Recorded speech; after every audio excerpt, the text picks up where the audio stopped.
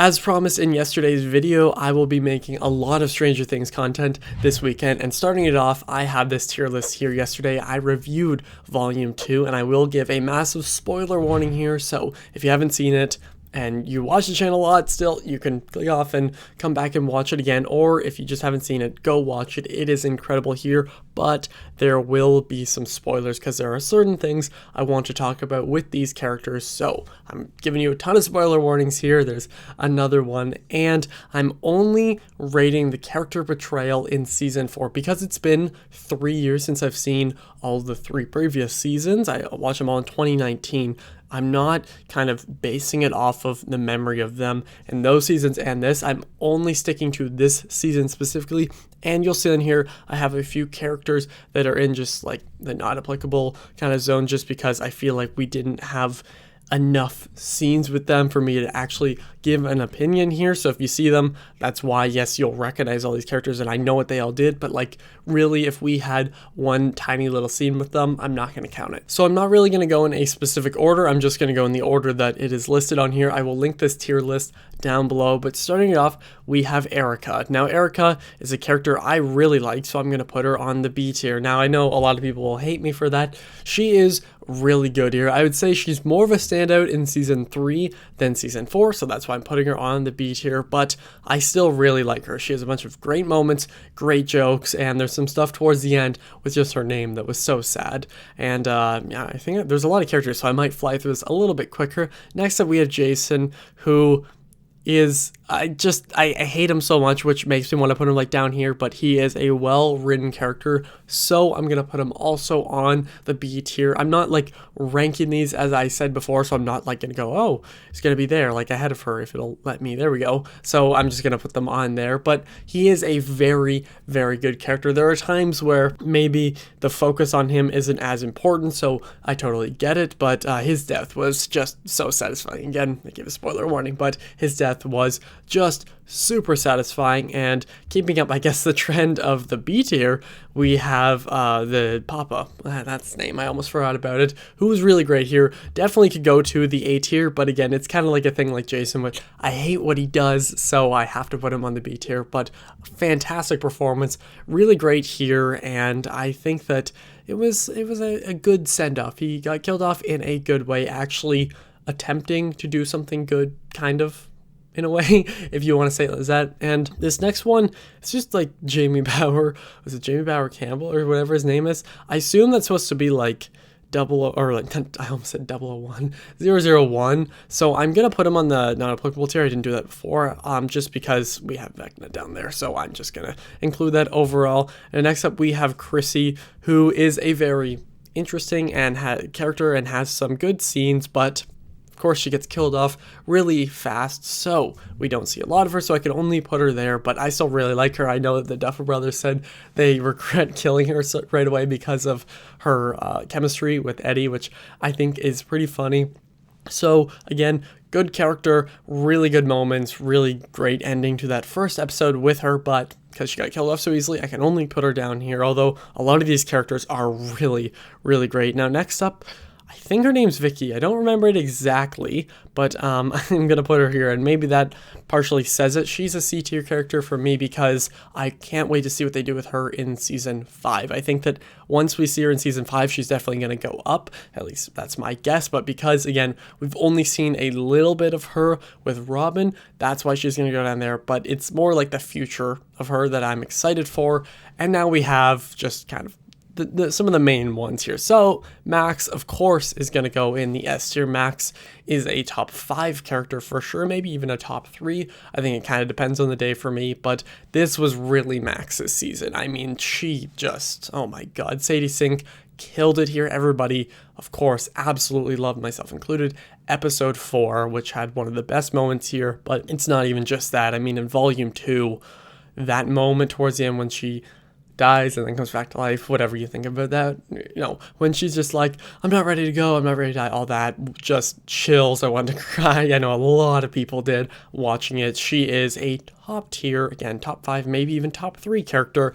And sticking to the top tier characters, we of course have Hopper, who was just a favorite from the early seasons, early episodes. For me, I've always really loved Hopper, and once again they find a way to keep making him interesting even when he's away from most of the characters here. I know that a big part of this season was trying to break him out, but all the Russia scenes for me were very entertaining and I really enjoyed them, and I think that David Harbour is just phenomenal as this character.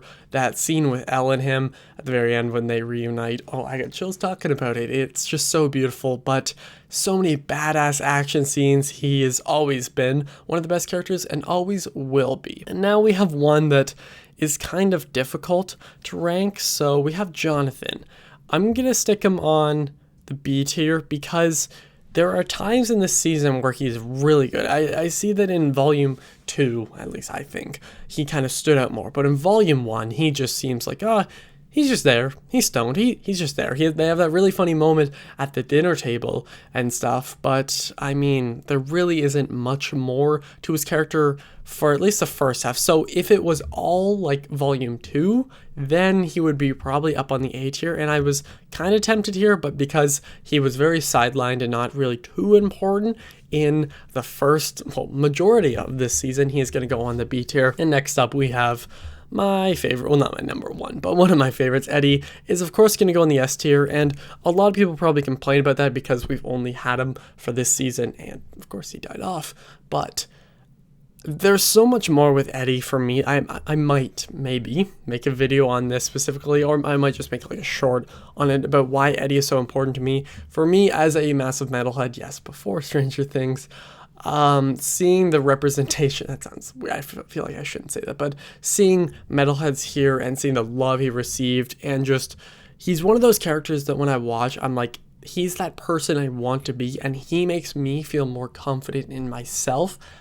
And he's also a really well-written character. I just think the acting was out of this world good. It was so good. He played Master of Puppets, which was fucking phenomenal. It was just great. Eddie overall is a really great character, and I might go into it in a different video, but I could give so many reasons on why he is one of my favorite characters. Next up, we have Enzo, or Dimitri, whatever you want to call him. It seems that the B tier is really filling up, but the other ones will fill up soon. He's a really great character here. A lot of people are like, oh, what happened to him at the end? I assume he just went off and he's totally okay, but I was scared he was going to get killed off, but he didn't. I think that him and Hopper had some of the best scenes in all of Volume 1 here. I think that he was really great. Again, we were very scared that he was going to get killed off, but because he isn't like the number one most important one, and he kind of was important because of Hopper, that's why he gets rated a little bit lower, but still a B tier character is really great. I mean, like, it feels weird to have some of these characters in the same rating, but it's kind of just specifically for them on their own. Again, it's not a ranking of all of them, as I've said. And then we have Mike Wheeler, who a lot of people in this season really don't like. I like him a lot. I'm going to put him on the A tier. Now, normally Mike would go on the S tier for me. In the early seasons, Mike was my favorite. Mike was my favorite character for I think like at least the first 2 seasons, and then Dustin kind of went above him, and you know, some of the original kids you'll see with that. I kind of spoiled the one, but Mike in this season, a lot of people were complaining about it, but I think that it was just really good. Of course, he was supposed to play like the asshole kind of idiot in a way, but like, I don't know, not like stupid, if you know what I mean. So I get it, but in Volume 2, more so redeemed himself. But still, some of the best scenes in the season were with him, and when he's talking to Elle when she's in the pizza dough freezer, as she says, like in piggybacking from Max, that's what I'm trying to say. I think that scene was one of my favorites in the entire season here. And then next up we have Victor Creel. I think that's him. I'm gonna put him again. Yeah, I'll put him on the B tier. I think that like I'm gonna talk about him on this list. I was gonna put him down here. The reason I'm putting him on the B tier, he is not as good as any of the other characters on there, but his scene was so great that I feel like he does deserve to be up that high.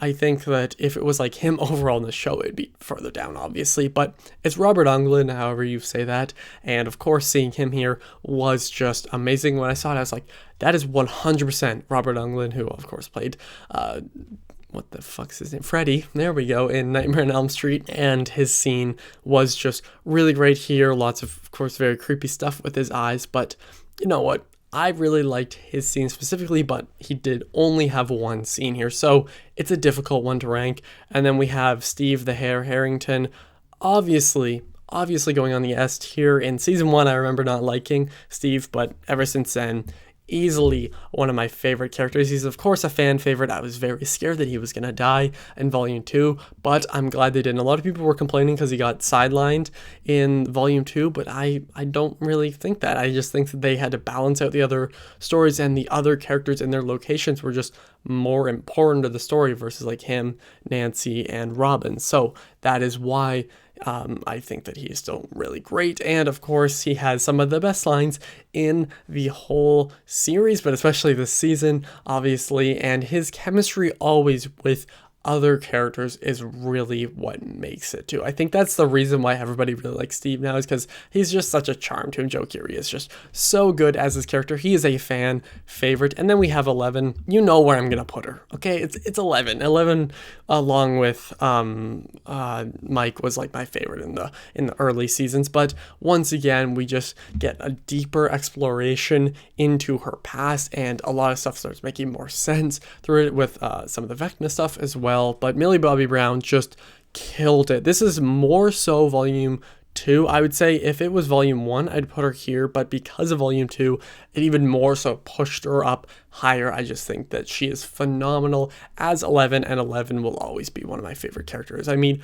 the show wouldn't be what it is without her, so I think that says enough. And now we're about halfway through something along those lines, and we have Joyce, and Joyce, of course, is going to go in the A tier here. Winona Ryder not only is one of my favorite actors, but I think that she is perfectly cast here, and her chemistry with Murray and then later on with Hopper is just great, and she has so many good lines here and so many like good ones that are funny, so many good that are sad when she says, "I'm not gonna have another funeral with you." My brother is actually watching episode 9 right now downstairs, and I can hear it, and when I walked down there she said that line, and I was like, oh, that crushes me every single time. So maybe I am a little bit biased because it is Winona Ryder, but she is such a well-written character, has been ever since season 1. She was easily one of the best characters there, and still somehow is one of the best ones in this season. I really found her storyline entertaining here, and I don't know, she just has this charm to her that nobody else really has. And next up we have Vecna, who is easily my favorite Stranger Things villain, and of course deserves to go on the S tier. I think that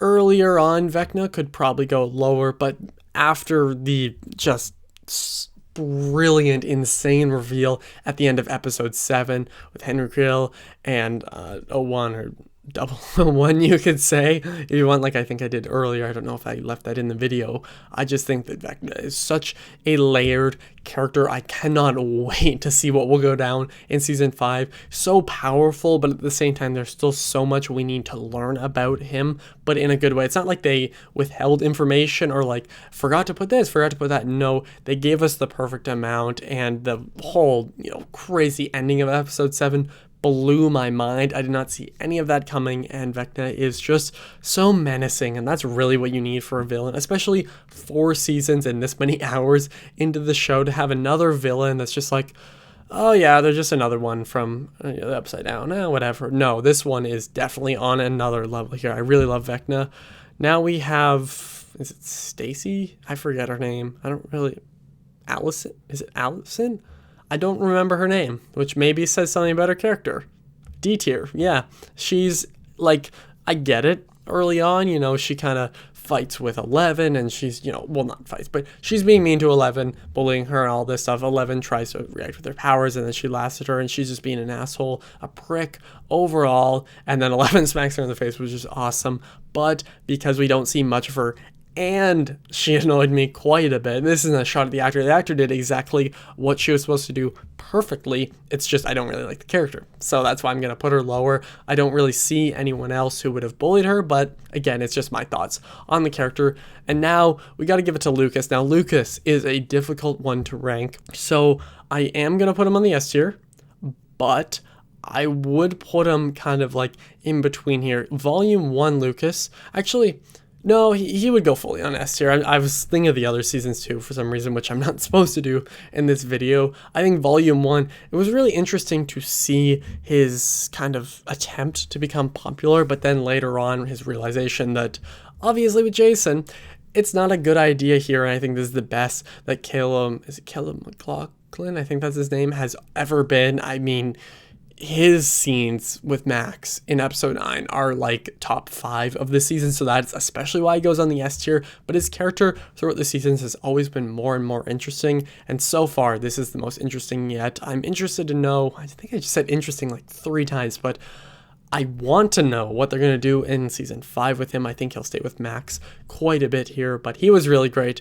And now we have Murray, who is of course awesome, the bald eagle himself, really just, you know, he does so much for the show and all his scenes. He is like the comedic relief, but he's also so smart.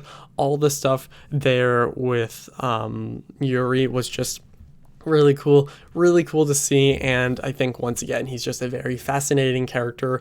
It's kind of like my same thoughts as Joyce in this season because they're together basically the whole time, but they have so many really good lines together, and just him on his own, I'll always love seeing him here. He's such a smart guy, and you wouldn't guess that just looking at him, and that's not a shot at him at all. It's just like he seems like he would play like the dumb comedic relief, but he's actually pretty smart here. And now we have Nancy, who was a hard one to rate as well, but she is of course going in the A tier now, because at the start of the season I was worried because I didn't really like her that much because she was kind of annoying me because she was getting annoyed at Robin, and I was like, that's weird. Like I don't know. It was just really weird. But as the season went along, oh my God, did she get great. And she was like the final girl kind of there. I saw a tweet about it. I can't remember if I retweeted it or not. But when she was just firing those shots at Vecna, but everything in volume 2, camera cut me off. I think I was saying, everything in volume 2 was just really